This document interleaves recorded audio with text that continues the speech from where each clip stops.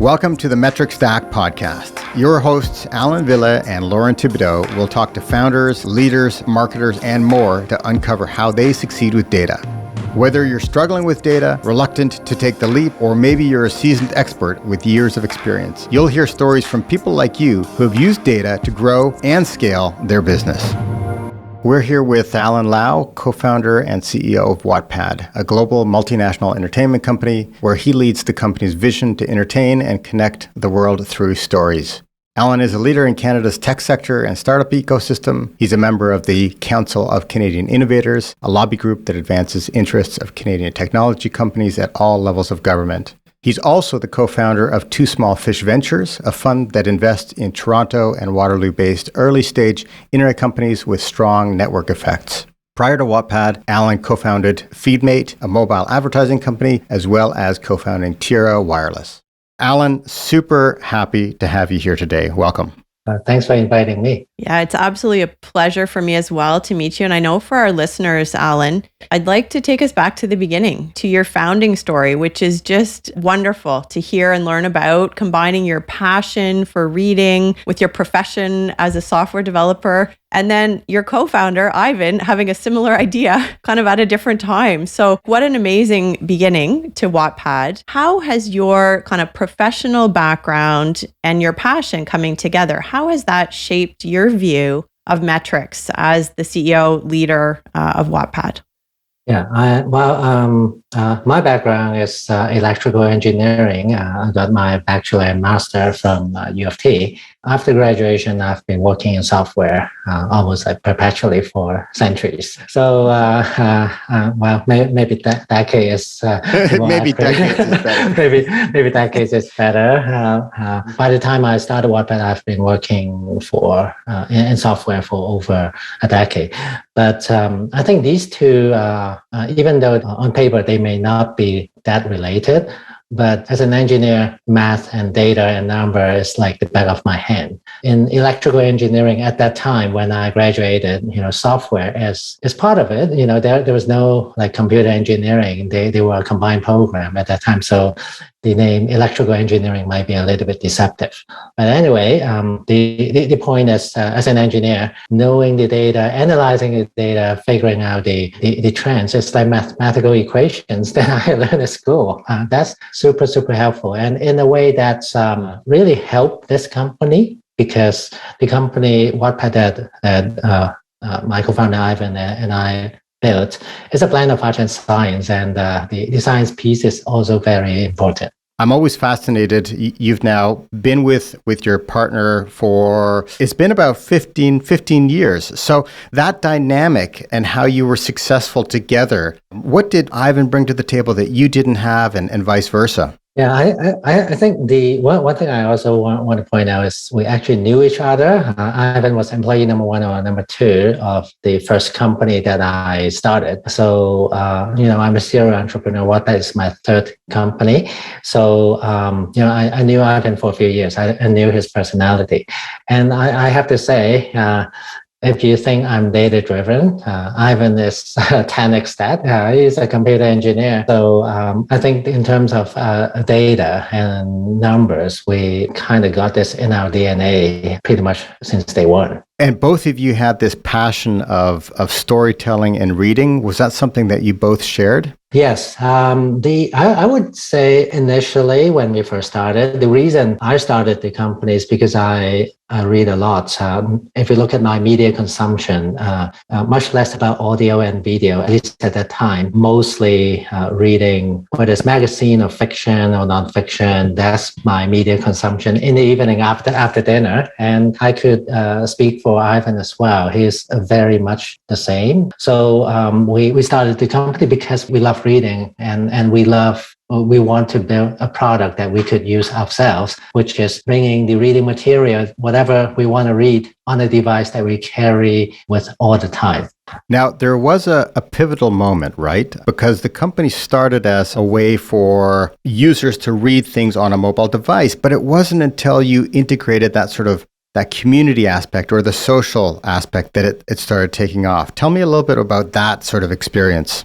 In the very early days, if you view Wattpad as a double-sided marketplace, using the tag terminology, it's a marketplace for reader and writer. And for any marketplace, there's always one problem, the chicken and egg problem. Without any content, without any supply of content, there would be nothing to attract people to consume. And without any audience, there would be no incentive for anyone to write content on Wattpad.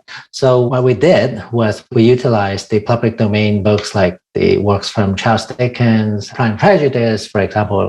We imported 17,000 titles that were and still are public domain, and used that to bootstrap the supply side of the equation. And that worked to a degree, but we also have to understand, while a lot of people love to read classic books, far more people, they read something else. So we leveraged that to build I would say, bootstrapped the audience. And once we have some audience, then I would have enough incentive for writers to start uploading the content. But what we didn't realize at that time was that it took us 2 years before the first writer to upload the first piece of original content on Wattpad. And that was the pivotal moment, because now I have something different. The public domain content, everyone has it. You could read on the web, or even go to a bookstore and buy a classic book if you want. There's nothing differentiated. But when the first writer started writing on Wattpad, that piece of content is original, unique to Wattpad. Of course, that writer has the right to share somewhere else, but it's unique to us, and that started to snowball.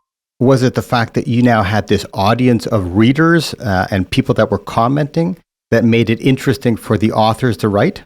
Yes. What we quickly realized, once we have seen the first chapter, I wouldn't even say the first piece of content, because people serialize, right? People write a chapter, upload, and then see if the content is getting any traction. And this writer did. Because of the commenting feature, we could see the reaction. The audience size was very small compared to where we are today. You are talking about maybe 50 readers, but many of them, they comment, "Wow, OMG, oh my gosh, this is so good. When are you going to upload the next chapter?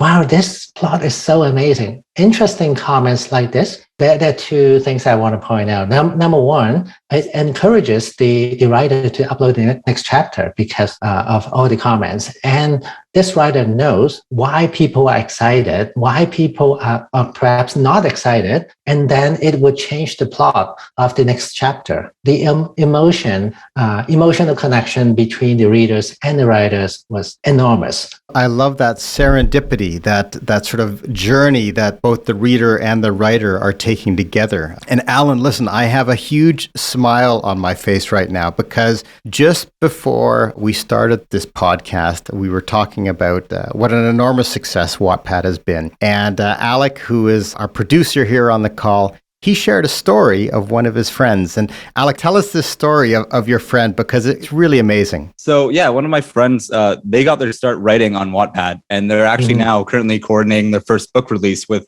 William Morrow, which is a imprint of HarperCollins.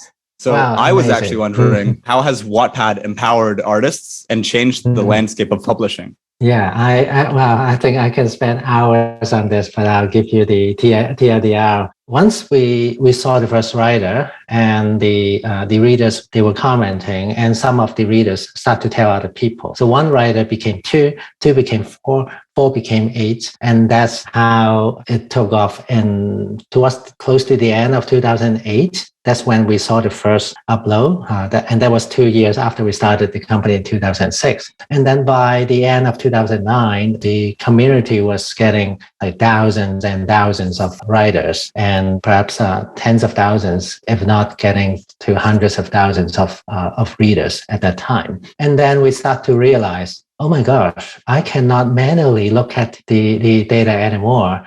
It's like tsunami coming at us. We have to figure out how to deal with data. So that's how we start to take on the data-driven approach. And then fast forward to today, leveraging the data, we have a piece of technology called StoryDNA that is based on machine learning technology that analyze the billions of data points that we collect every day. And through that and the built-in audience, we can pick the best stories on our platform. With the built-in audience, the stories are already validated. We like it, not because I like it personally. It's because a million people are telling us this is a great story. And then we could take the stories, some of them behind the paywall on the platform called Paid Stories, and we take some of them off platform into print books, into movies, into TV shows. We have a division called Wattpad Studios that produce the movies, the shows, and publish the books directly. So if you go to Indigo, for example, or Barnes & Noble in the US or other bookstores in other countries, you would see a publisher called Wattpad Books is directly coming from us. Many of them are directly coming from us. I'd love to pick up on that and drill in a bit, Allan. I love what you said in your approach to big data. And, it's not us who think it's great. It's a tsunami, but it's a million readers who are telling us it's great. Are there metrics beyond kind of number of readers and comments that really tell you if people are making an emotional connection? Like, can you measure creativity? How do you get data around that?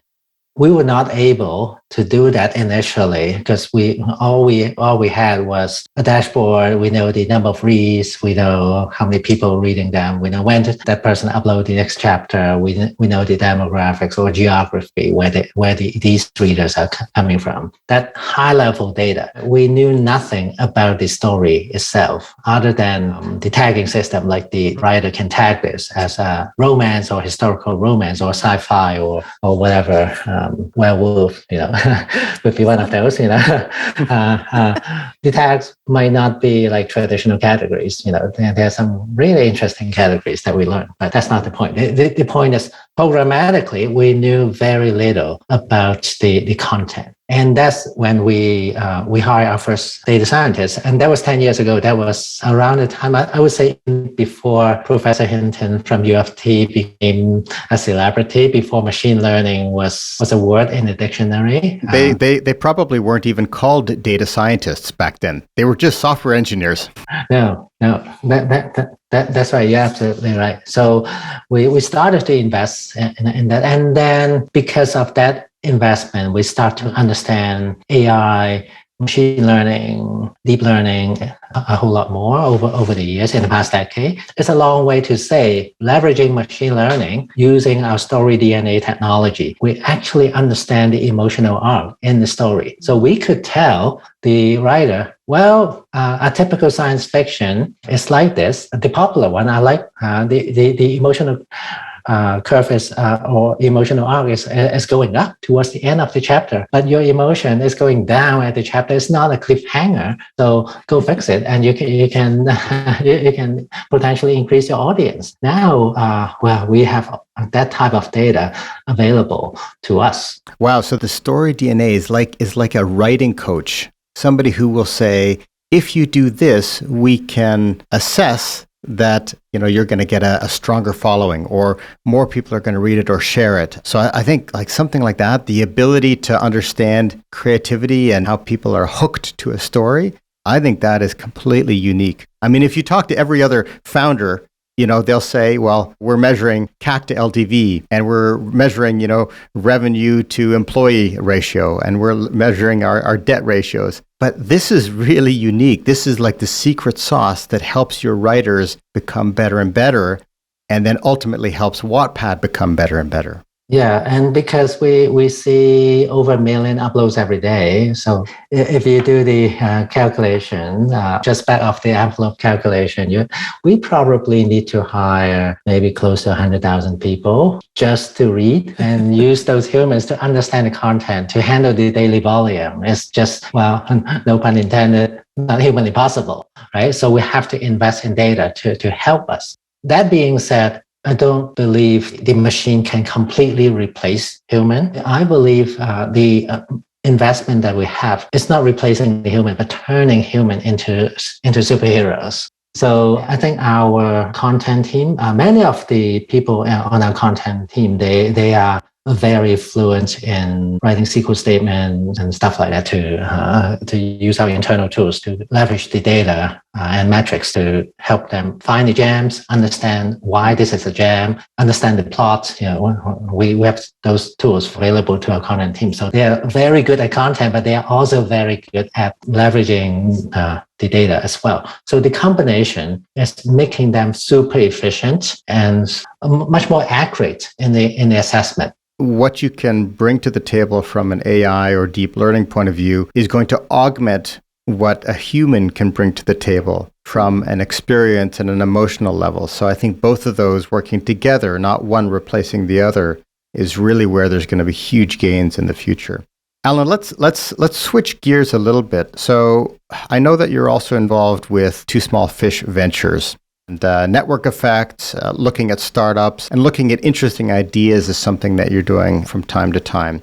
When you're evaluating one of the companies, or when you're working with one of the companies that you've currently invested in, let's bring it down from what Wattpad can do with all the millions of data points. Let's bring it down to a startup. What are the metrics that you look at? What are the data points? What are the KPIs that tell you if a company has potential and the ability to scale? One thing very interesting is after investing in the first few, we started to see some themes and trends that is kind of repeatable, regardless of sector, regardless of the vertical, and almost regardless of whether the business is a marketplace or not. For most of the digital companies that we look at, the problem about bootstrapping the supply and then scaling the demand and then enriching the connections between the two, the engagement, but not just the passive consumption. The comments would be one of those good examples of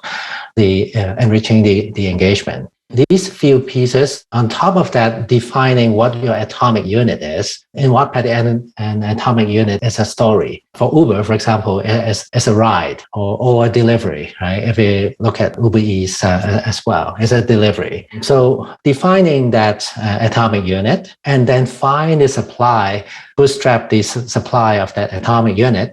And then step 3, scaling the demand of that atomic unit from the consumption perspective. And then step 4, enriching the connections between the two, collect the proprietary data that you can potentially apply, like machine learning on those data in our case, or some other analysis. These 4 steps are very, very common across all the companies that we invested in. So said a different way, I agree, starting on that fundamental core value, that atomic unit. What is it that we are creating? Step 1.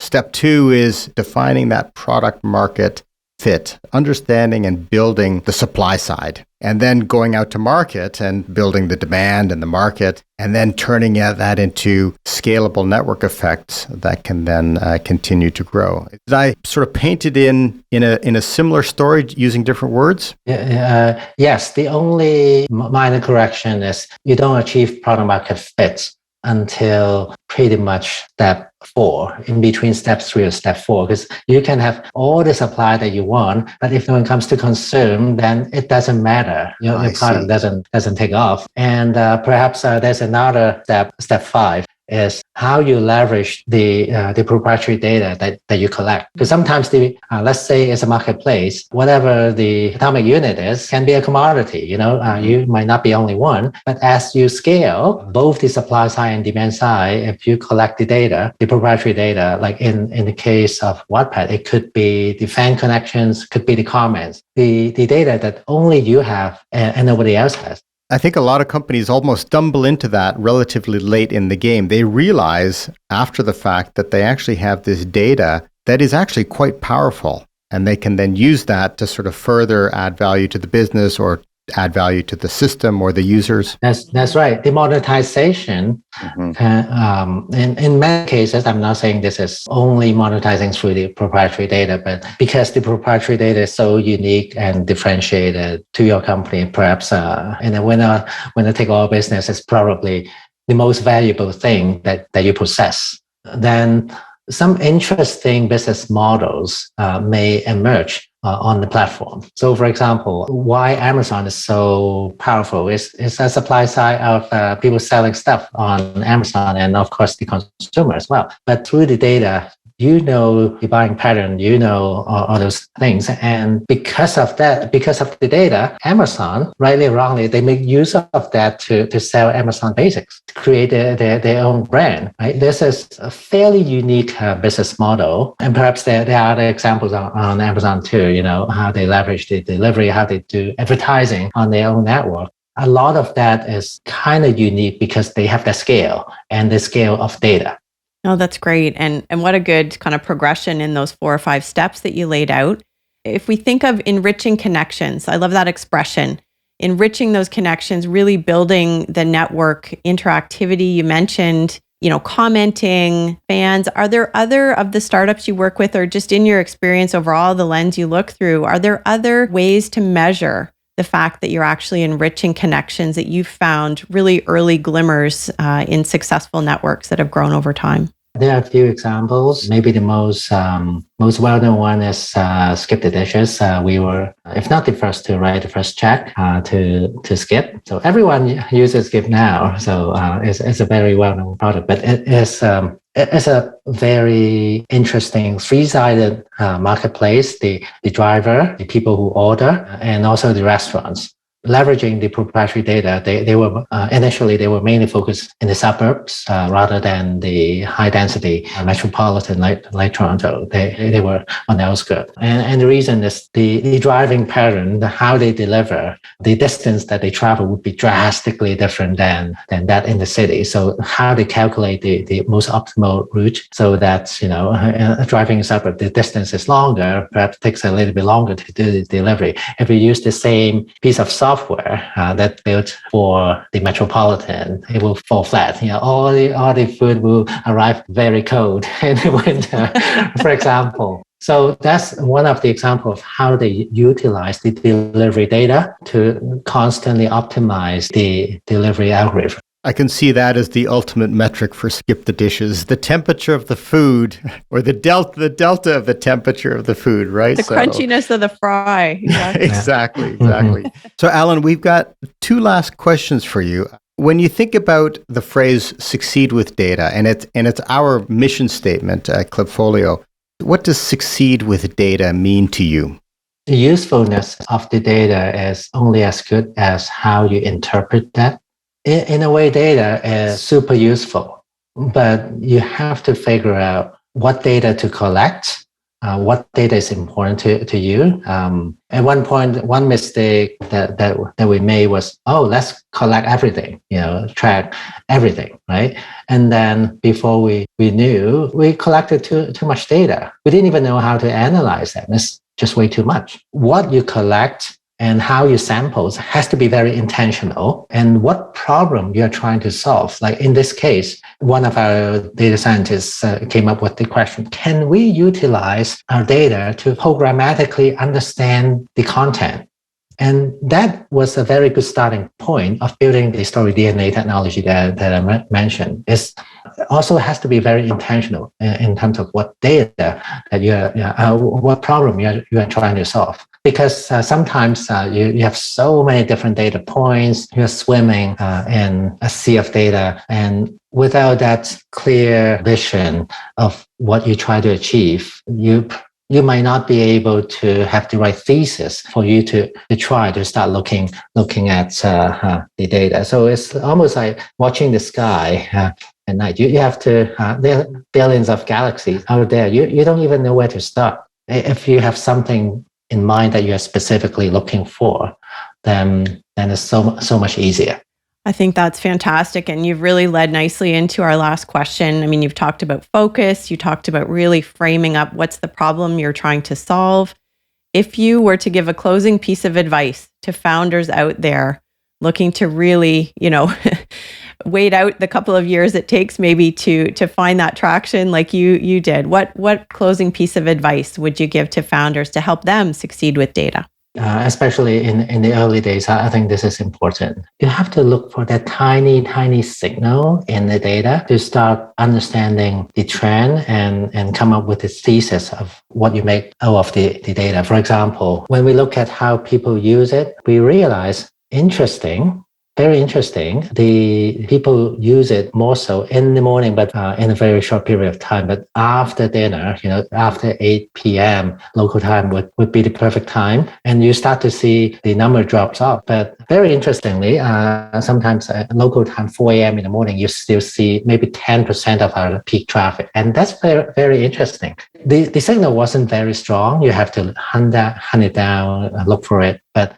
knowing that, you can start to figure out, perhaps the people cannot stop reading. They get hooked into a story. And then we start looking at the comments and start to realize people are saying, I just cannot stop. I'm in chapter 5 right now. There's 5 more chapters to go, but I'm so sleepy, but I keep on going. So that type of insights, very, very hard to detect in the early days, but you have to pay attention to all those little details. And that could become where you pour fuel on fire and amplify the product features or value that you are building for your customer. Allan, I want to really thank you. This has been fantastic. Everybody, Allen Lau from Wattpad, CEO and co-founder, investor, galaxy gazer, looking for those little signals. This has been a wonderful half hour that we spent with you. Thank you so much. Thanks again for inviting me. If you enjoyed today's conversation about metrics and data, be sure to check out Metric HQ, our online resource for the metrics that matter most to you and your business.